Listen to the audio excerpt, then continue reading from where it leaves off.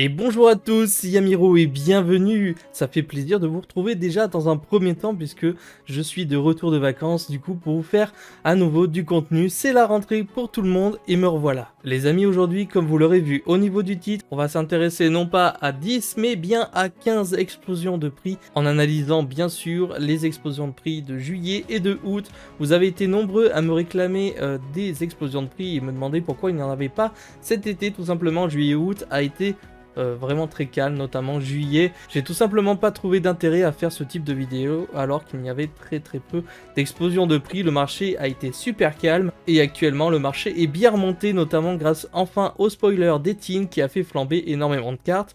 Mais je vous garde bien sûr ces surprises puisqu'on va en parler tout au long de cette vidéo. Avant de commencer, comme d'habitude, le petit like, l'abonnement, ça me ferait extrêmement plaisir et partagez-moi vos avis si vous avez retrouvé des cartes que je vous aurais présentées, etc. Et si vous adorez toujours ce concept de vidéo. Nous sommes partis avec le numéro 1 qui est le lanceur au trident TG. Donc vous l'aurez peut-être aperçu, il y a du support TG. Donc les TG, c'est un archétype issu de l'anime 5Ds qui est joué par Antinomy. Soit Visor dans l'anime 5Ds, bien sûr c'est la même personne et tout simplement le fait qu'il y ait du support a fait grimper énormément de cartes TG, donc les anciennes cartes. Celle-ci c'est l'Alien 3 SAST qui est sorti déjà il y a 3-4 ans, je sais plus exactement le nom de l'édition. Cette carte dit que si elle est invoquée par lien, vous pouvez invoquer spécialement 3 monstres TG, un depuis votre main, un depuis votre deck et un depuis votre cimetière en position de défense dans vos zones pointées par cette carte. Et aussi vous ne pouvez pas invoquer spécialement de monstres TG exclu le reste de ce tour. Vous ne pouvez utiliser cet effet de lanceur au trident TG qu'une fois par tour. Votre adversaire ne peut pas cibler de monstres synchro TG pointé par cette carte avec des effets. Donc c'est quand même une sorte de Reborn 3, donc c'est plutôt cool.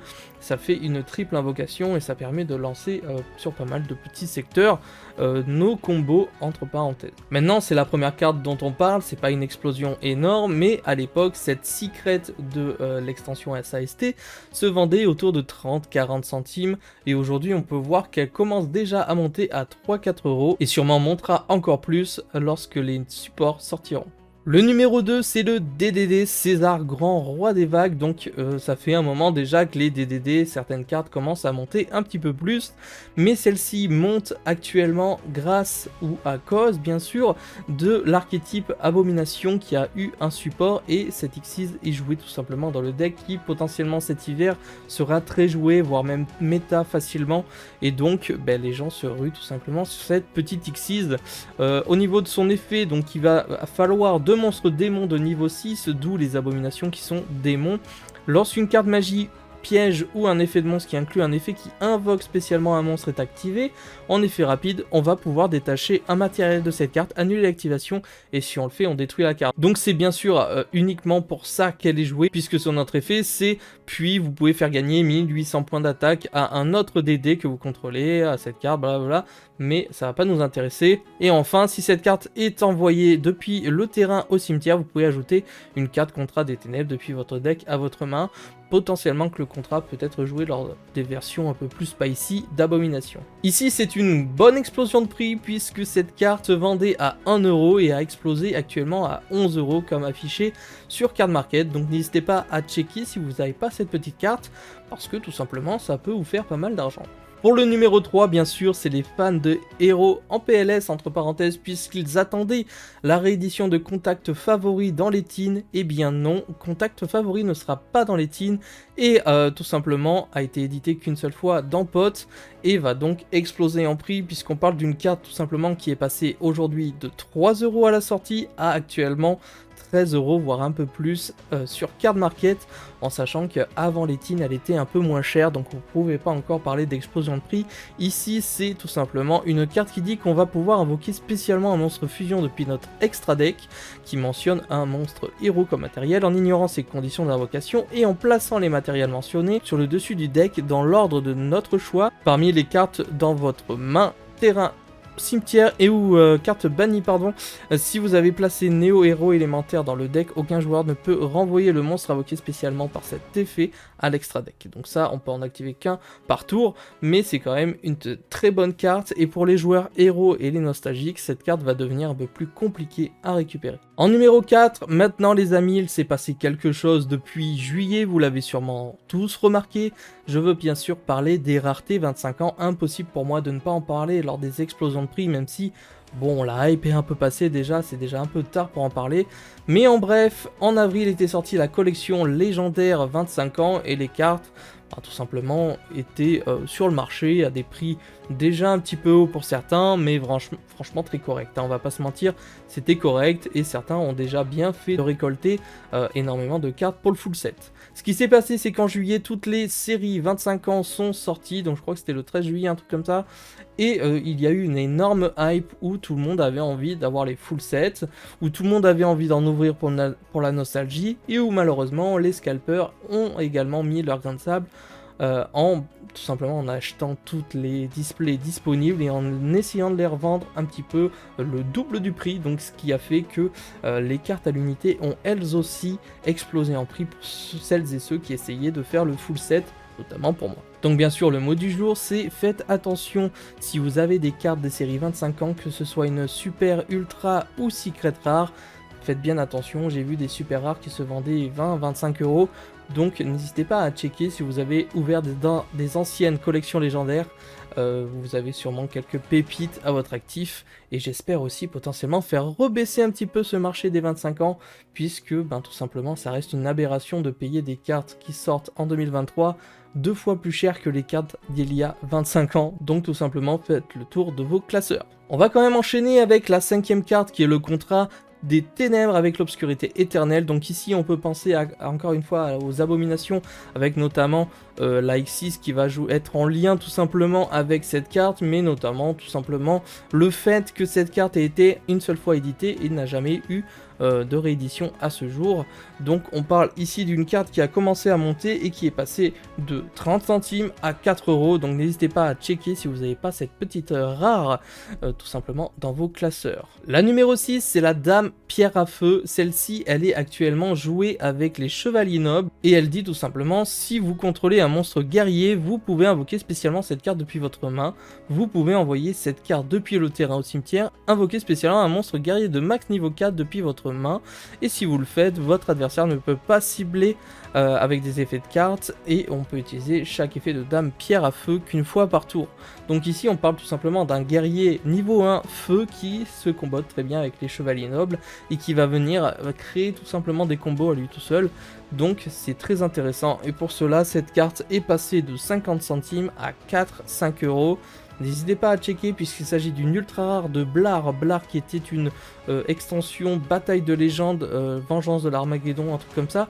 Donc n'hésitez pas à checker tout ça parce que je sais qu'il y en a beaucoup qui sont tombés à l'époque et peut-être qu'elles sont encore dans vos boîtes. La numéro 7, c'est la Kashtira des Tiarmentations. Donc ici une carte qui malheureusement pour les joueurs Kashtira n'est pas rééditée dans les Teens 2023 et qui a encore une fois eu un petit up puisqu'elle s'est vue être rejouée récemment dans des versions Kashtira, bien sûr, elle est toujours disponible dans les versions Tiarmentation, et ici on parle d'une carte qui dit que durant la main phase en effet rapide, on va pouvoir l'invoquer spécialement depuis notre main, et si on le fait, on va pouvoir bannir une carte Kashtira ou une Tiarmentation depuis notre main ou cimetière.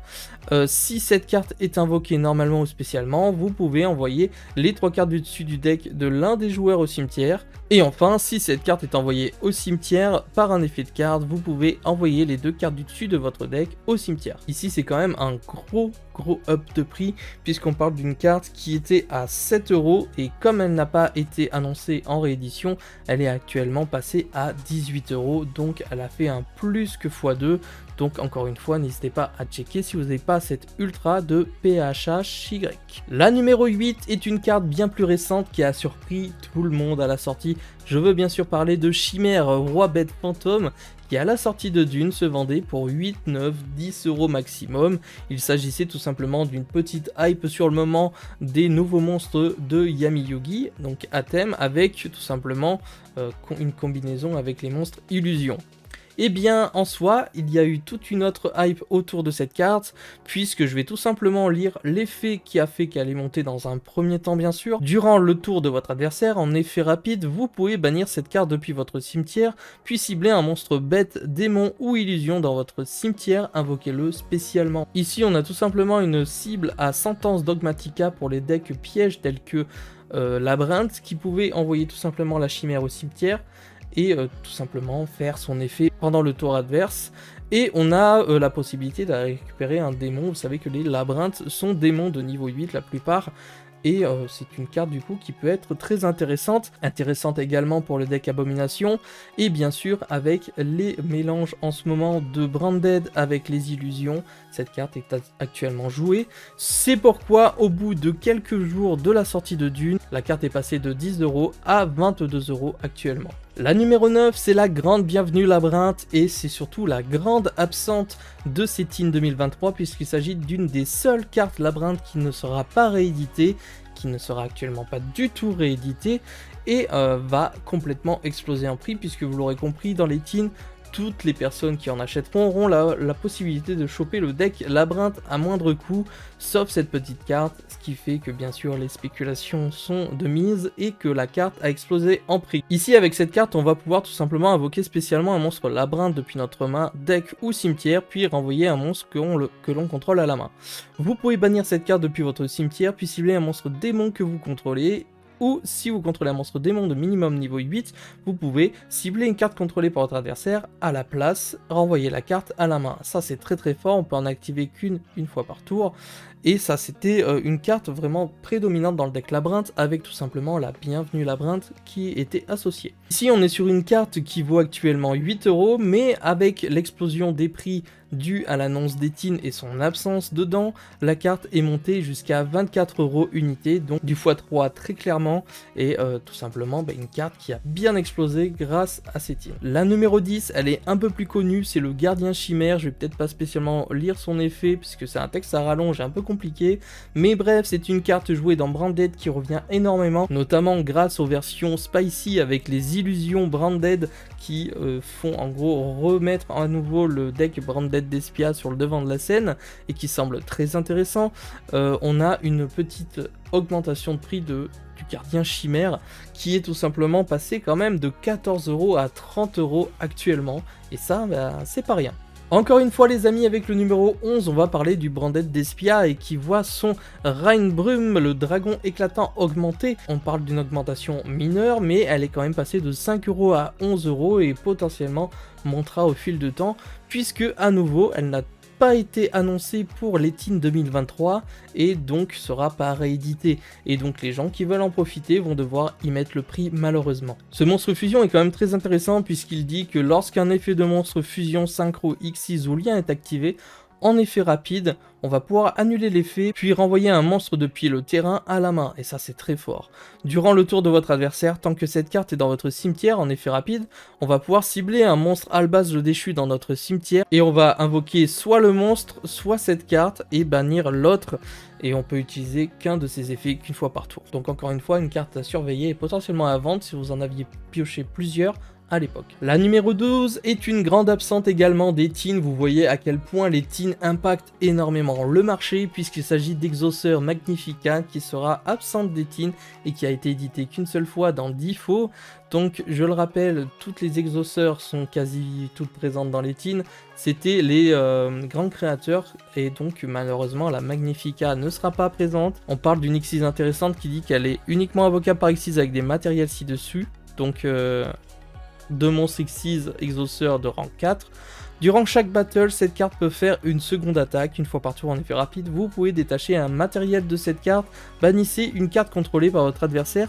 Lorsque votre adversaire active une carte ou un effet rapide, vous pouvez renvoyer un monstre Xyz que vous possédez attaché à cette carte à votre extra deck, puis vous pouvez invoquer spécialement le monstre depuis votre extra deck en utilisant cette carte que vous contrôlez comme matériel. Donc encore une fois une carte très intéressante qui permettait de faire énormément de combos pour les decks exauceurs. Et donc tout simplement cette carte qui était vraiment pas chère, elle était à 1€ il me semble de mémoire, elle est passée actuellement à 5€ et risque encore de monter à l'heure où je vous tourne cette vidéo. La numéro 13, il m'est impossible de parler des autres cartes des abominations sans parler de la prison de l'abomination dont j'ai déjà parlé récemment, qui était montée en prix, elle était passée de 5€ à 15€, c'est une bonne hausse de prix, et ici je vous annonce qu'elle est passée de 15€ à 30€ la carte, et il n'y en a quasiment plus sur le marché sur Card Market. Faute à quoi, bien sûr, le support abomination qui arrive également cet hiver et qui est déjà présent avec ce qui est sorti récemment dans Dune. Il y a vraiment un deck qui est en train de se construire et qui sera sûrement très présent cet hiver et très fort. Il va falloir vraiment s'en méfier, et il s'agit d'une des meilleures cartes de tutorisation pour le deck puisqu'elle dit qu'on va pouvoir ajouter une carte désenchaînée depuis notre deck à notre main. Si cette carte posée est détruite par un effet de carte, vous pouvez invoquer spécialement un monstre désenchaîné depuis votre deck. On ne peut utiliser chaque effet de prison l'abomination qu'une fois par tour. Ce qui fait qu'elle est si chère, c'est que tout simplement elle a été éditée que 2 fois, donc une fois dans Chim, je sais plus du tout l'édition, et l'autre fois dans les Teens de 2020, soit il y a plus de 3 ans maintenant, donc la carte vraiment, sur le marché il n'y en a plus beaucoup. Petite hausse de prix, toute mignonnette pour le 14e. Donc il s'agit de Buffler de Flamme qui avait été réédité assez récemment, entre parenthèses dans Mago, donc c'était hors maximum, et qui avait été réédité en rare. Celle-ci est encore abordable, mais si vous voulez une version un peu plus up, donc avec la super rare SDPL, celle-ci a un petit peu augmenté puisqu'elle est passée de 50 centimes à 2€, c'est pas fou, mais attention, c'était une carte que tout le monde avait à l'époque, et sa hausse de prix a été justifiée par justement la remise sur le devant de l'archétype Salamangreande, qui bien sûr en profitait et en bénéficie absolument tout le temps. Buffler de Flamme reste une carte très jouée dans le deck Salamangreande, ce pourquoi elle est en train de revenir un petit peu sur le devant de la scène. Enfin les amis, je conclus cet énorme épisode des top 15 des explosions de prix avec justement le 15e, qui a un nom à rallonge en plus, le chevalier noble infâme de Lonsalin le Haut. Excusez-moi si j'ai mal prononcé, il s'agit d'une synchro SHSP qui dit que lorsque cette carte est invoquée par synchronisation, vous pouvez équiper une carte magie d'équipement arme noble depuis votre deck à cette carte. À la fin de la battle phase, si cette carte a détruit un monstre au combat et l'a envoyé au cimetière, vous pouvez ajouter une carte chevalier noble ou arme noble depuis votre deck à votre main. Vous n'êtes pas sans savoir que dans Dune, il y a eu énormément de supports pour les chevaliers nobles, notamment beaucoup d'ultras qui sont actuellement jouables et seront sûrement très fortes. Donc tout simplement le deck chevalier noble a besoin de ces vieilles cartes pour faire tourner le deck et créer des combos très sympathiques. Et cette vieille carte, étant donné qu'elle a été rééditée qu'une seule fois, c'était le coffret chevalier noble avec la rareté bizarre de mémoire, et bien celle-ci est littéralement passée de 4€ à 18€, vous voyez une grosse up de prix. Donc encore une fois, je vous laisserai checker dans vos classeurs si vous n'arrivez pas à retrouver cette petite secret rare. Les amis, c'est déjà la fin de ce top 15, ça a été un peu plus long que d'habitude. Au niveau de la préparation, ça a été bien plus galère puisque, comme je vous l'ai dit, cet été le marché s'est écroulé et c'était très dur pour moi de vous proposer une vidéo de qualité avec un panel de cartes qui aurait monté en prix et dont il serait intéressant de s'en séparer ou d'acheter maintenant avant que ça monte encore plus. Bien sûr, vous l'aurez compris, des gros produits impactent le marché tels que des Teens. Il y aura aussi la Rarity Collection qui arrive en novembre, mais on aura le temps d'en reparler. J'espère que le marché ne bougera pas trop d'ici là. En attendant, vous pouvez compter sur moi pour vous en faire part dès que des cartes explosent en prix tous les mois. J'attends bien sûr, comme d'habitude, vos retours en commentaire et je vous donne rendez-vous pour une prochaine vidéo. C'était Yamiro, ciao les potes.